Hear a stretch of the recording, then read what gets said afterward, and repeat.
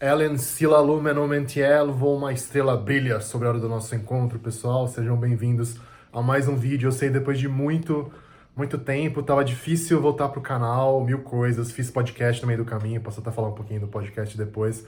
Mas tô tentando voltar pra valer, finalmente, fazer com frequência vídeos de novo aqui no canal. E dessa vez eu queria aproveitar para fazer um pequeno book trailer, digamos, informal, mostrando o meu livro novo. Para quem ainda não viu, tá aqui o Homo Ferox, As Origens da Violência Humana e o que fazer para derrotá-la. Duro, né? O autor, o cara ter que olhar o subtítulo aqui sem saber de cabeça, mas tudo bem.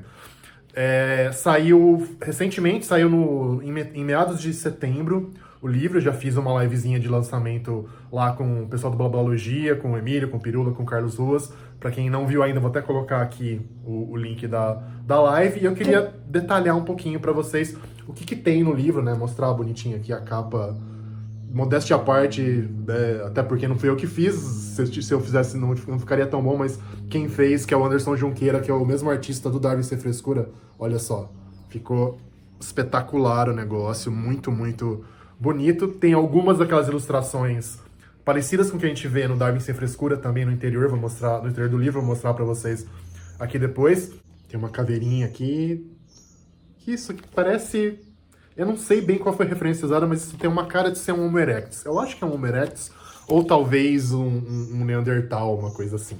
Bom, qual que é a ideia do livro? Qual que é a lógica do livro? Eu tentei fazer uma história dos fatores que produzem a violência humana, que é basicamente evolutiva, que tem essa visão realmente mais darwinista, então começa antes da humanidade, começa com os outros primatas, com os outros animais, e vai chegando então até a evolução do ser humano anatomicamente moderno e culturalmente moderno, e chegando até o presente, até o século XXI, na verdade, só que juntando realmente o lado biológico com o lado cultural, tentando fazer esse diálogo o tempo todo. Primeiro porque eu acho que as coisas realmente dialogam, se influenciam, não dá para separar, não dá para ter um corte claro entre os aspectos biológicos e culturais, até porque a cultura depende da base biológica, mas ela acaba influenciando também, às vezes, como a nossa evolução biológica progride com o passar do tempo. Aliás, vai acontecendo, porque progresso a gente sabe que é um conceito complicado e meio errôneo de usar em evolução. Mas, enfim, esse diálogo realmente constante entre biologia e entre cultura, e como é que isso influencia a nossa violência ao longo do passar de milhões de anos, de milênios, e agora no presente também. Vou mostrar bonitinho aqui então essa página mais de abertura, né? Ficou bem bonita também. E nada melhor do que mostrar um pouquinho do sumário do livro, dos capítulos, para dar para as pessoas uma ideia do conteúdo, do que vocês podem esperar no livro. Então vamos lá, vou mostrar primeiro só aqui os títulos, né? Então tem uma introdução, a enchente da força bruta. Capítulo 1 é Antes da Humanidade. Opa, dá pra ver? Depois é Antes da História, né? Então, e aí a gente tem...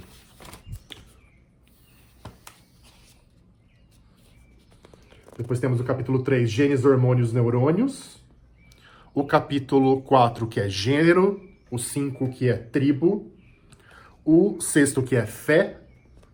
A gente chega aqui no 7, que é o Cordiais, que é o capítulo sobre a história da violência no Brasil, tá? Um capítulo só sobre isso. E no final, 8 razões para ter... O capítulo 8, não são 8 razões, né? O capítulo 8 razões para ter esperança. Voltando aqui a capinha, que é sempre bom continuar mostrando a capinha, não é mesmo? Muito mais bonita do que a minha cara. Por que Homo Ferox? Homo Ferox, como vocês podem imaginar, em latim é homem feroz, ser humano feroz.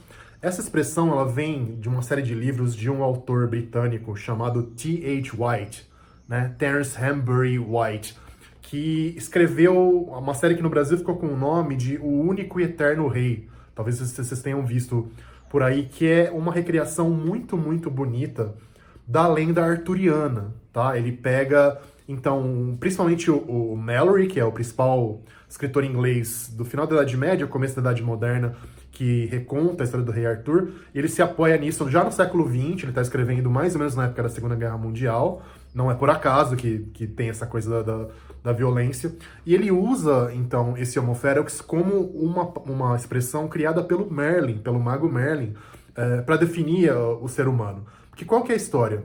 Ele usa muito a lenda do rei Arthur para recontar e repensar e imaginar o que está acontecendo com a humanidade no século XX, e obviamente muito marcado ainda pelo impacto da Primeira Guerra Mundial e pelo que está para acontecer e está acontecendo, que é a Segunda Guerra Mundial, na época que ele está escrevendo.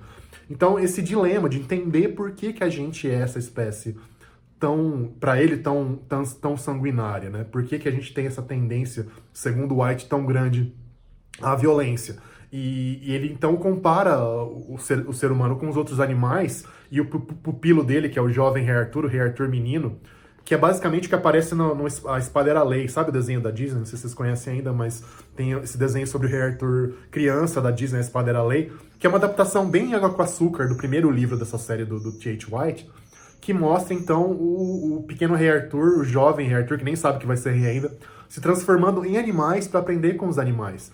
E no livro tem muito a ver com essa coisa de ele entender essa vida, segundo o White, mais pacífica, menos sanguinolenta, que os animais não têm essa tendência à guerra, às atrocidades, e fazer o Rei Arthur, então entender isso. E aí, quando ele cresce, o Rei Arthur, ele tenta criar os Cavaleiros da Távola Redonda justamente para canalizar essas tendências violentas da humanidade para o lado pacífico, para o lado do império da lei, não mais do império da violência. Então, esse é o conceito que é muito moderno dos livros do White, que ele coloca, então, no cenário medieval do Rei Arthur. Acho que vale até fazer um vídeo só sobre a obra do White, que é muito, muito legal, muito bonita, muito bem escrita, muito emocionante. Mas, enfim, daí então é que vem o Homo Ferox.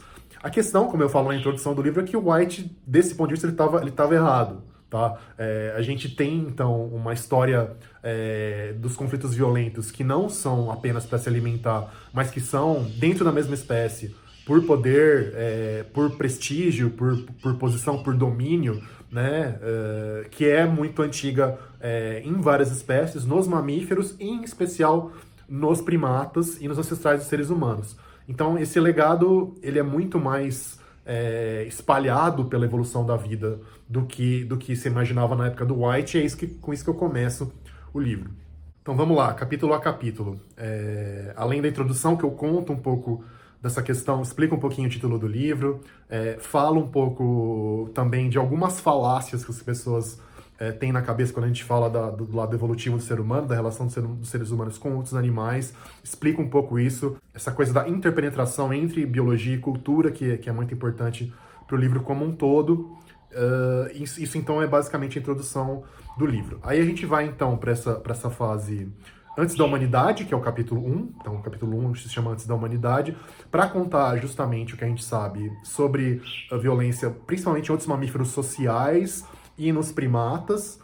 Falo bastante de chimpanzés, mas falo também de lobos, falo de lêmures, eu faço uma lista dos mamíferos mais violentos por porcentagem, né, levando em conta a porcentagem de membros da própria espécie que são mortos pelos seus companheiros de espécie. Vou até mostrar aqui para vocês a listinha rapidinho, que ficou muito simpático, o infográfico feito pelo Anderson Junqueira. Deixa eu achar aqui. Espera aí que eu tô procurando. Só, que simpatia aqui. Tá? Só para dar um spoiler, então, como eu já falei em outros lugares, os suricatos são os campeões, com quase 20% das mortes causadas por membros da própria espécie. Aí tem na lista duas... deixa eu ver o que mais. Não, são duas espécies de lêmure, tem babuíno, tem onça parda, tem chinchila e esquilo. Isso é muito engraçado. Vou fazer um vídeo só sobre esse top 10 aqui, em algum momento. E também, além de falar dos animais, eu falo dos hominíneos, né? Um parênteses, hominíneos é o termo hoje mais correto, no lugar de hominídeos, que é o mais comum. Os hominíneos, que são esses ancestrais e parentes antigos do ser humano moderno. E a gente vê, então, traços de, aparentemente, guerra e de canibalismo em grupos que talvez sejam o Homo antecessor, que é um hominídeo que vivia na Europa entre 1 milhão até mais ou menos 500 mil anos atrás. Tem um sítio na Espanha que eu exploro bastante isso, e também nos Neandertais, né? Então essa visão realmente pré-humanidade anatomicamente moderna, pré-Homo sapiens. O segundo capítulo se chama, como eu falei, então, Antes da História. Então é pegando o Homo sapiens, né, o ser humano anatomicamente moderno, antes da história registrada, né, antes de 5 mil anos atrás. Então desde as nossas origens, que começam lá 200 mil, 300 mil anos atrás, na África, até o aparecimento dos primeiros estados. Então, para explicar basicamente como é que funcionava isso, a ideia é mostrar, então, que nessa fase de caçadores-coletores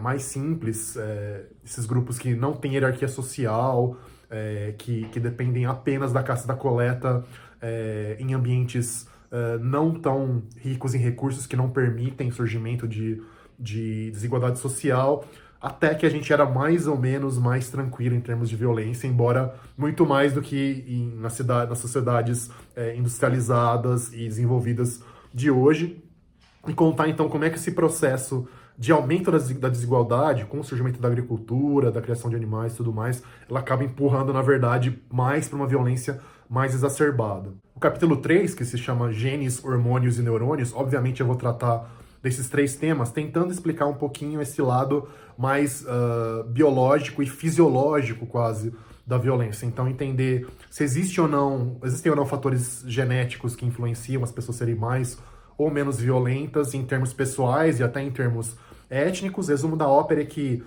provavelmente é muito complicado, são muitos genes em ação e dificilmente a gente vai achar uma diferença muito significativa de origem biológica entre grupos étnicos, grupos sociais, raciais, né? Então esse é um aspecto. E falar então como é que essa parte genética depois acaba influenciando aspectos hormonais, a tal da testosterona, afinal de contas, será que a testosterona tem um grande impacto na violência masculina? O spoiler é que, mais ou menos, é bem complexo, não dá pra fazer uma relação 1 para 1, e também como é que no nosso cérebro as interações violentas funcionam.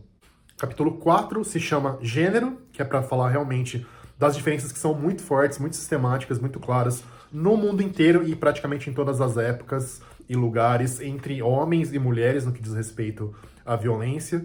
Como eu costumo brincar, às vezes, meio que uma parte importante do livro é dizer que o problema do mundo é homem, né, gente? Se a gente pegasse todos os homens, e homem jovem, aliás, se a gente pegasse todos os homens entre 15 anos e 30 anos de idade e botasse num congelador, e só descongelasse depois dos 30, grande parte dos problemas de violência e violência letal eram resolvidos no mundo. É meio exagero, meio brincadeira, mas realmente tem uma associação muito, muito clara por aspectos biológicos de um lado e por aspectos sociais e culturais do outro. Falo de Guerra de Troia, falo de Gengis Khan, falo das taxas atuais de homicídios e por que elas continuam sendo majoritariamente provocadas por homens e tendo vítimas do sexo masculino também.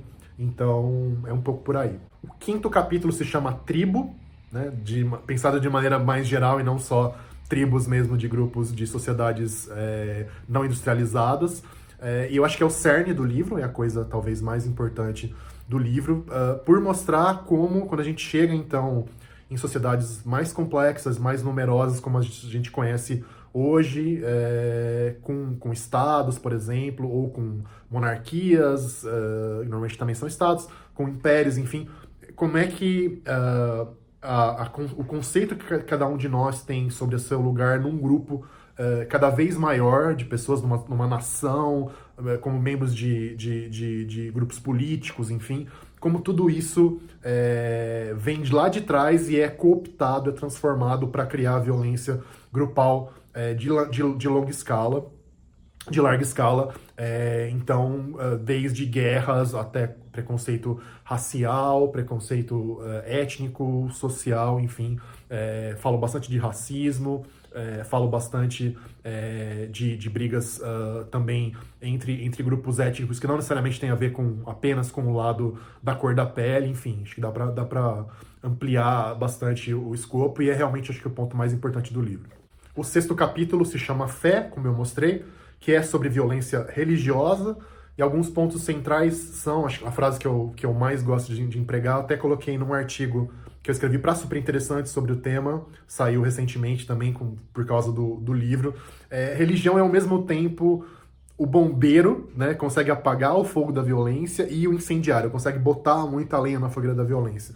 Tá? Ao mesmo tempo, tem essa dupla personalidade, dependendo de se tá voltado para o grupo interno daquela religião ou para quem está fora daquela religião, né? Então, discutir, será que a religião realmente é, como algumas pessoas dizem, a maior fonte para conflitos da história humana, tal. Spoiler, provavelmente não, tá? Mas continua sendo algo importante. O papel do monoteísmo, da origem do monoteísmo, para isso que acabou realmente exacerbando em alguns aspectos, né, as tendências violentas relacionadas à religião. Enfim, também tá bem caprichadinho, modéstia à parte. O 7º capítulo, que se chama Cordiais, ponto de interrogação, toda essa coisa de falar do homem cordial, que seria a figura do brasileiro, tal, não sei o quê, um pouco para derrubar essa imagem, para mostrar como esses aspectos históricos da violência, da força bruta, com F e B maiúsculo, como eu digo no livro, também estão muito entranhados na história do Brasil.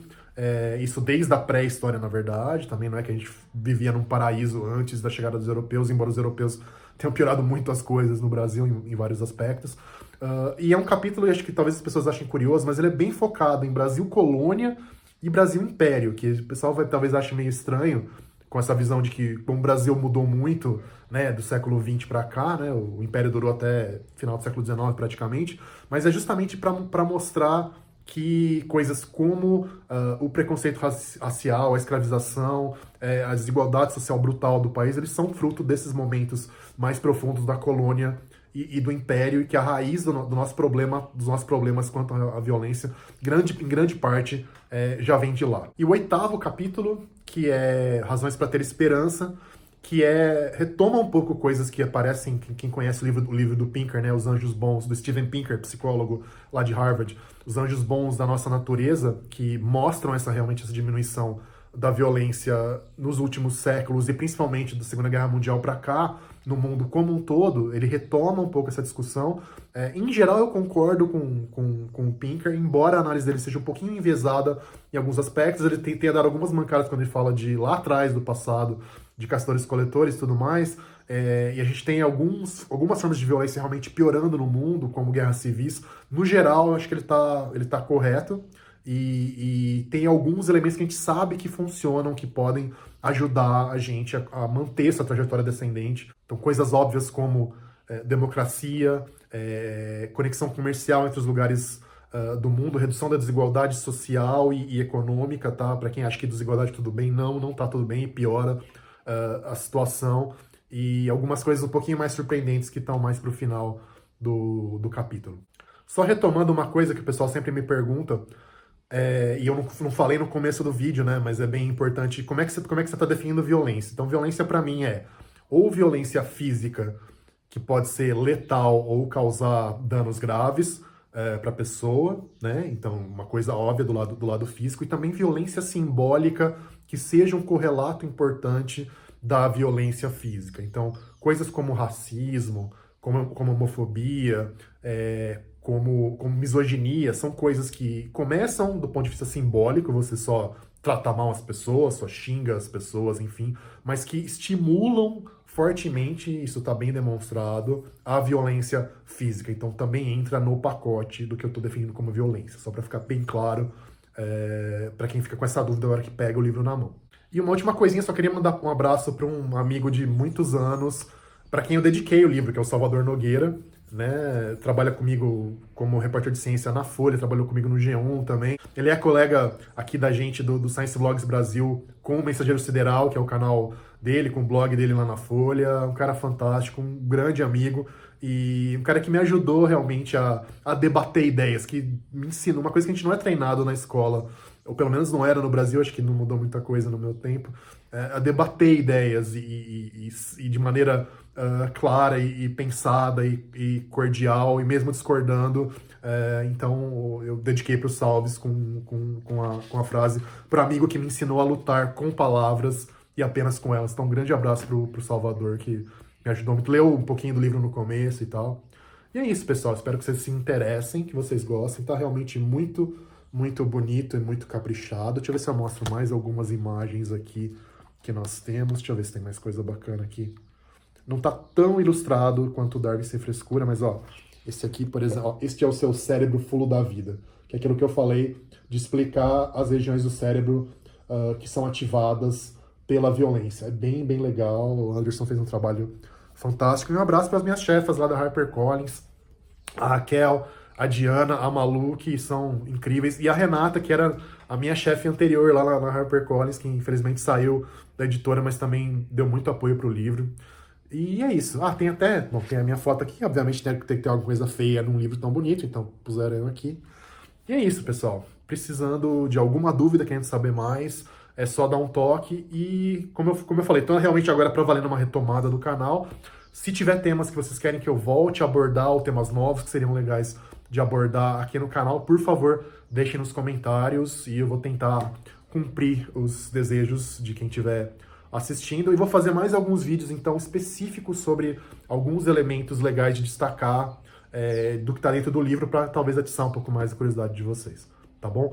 Obrigado por tudo, pela atenção, e como dizem os elfos, Namari. Adeus.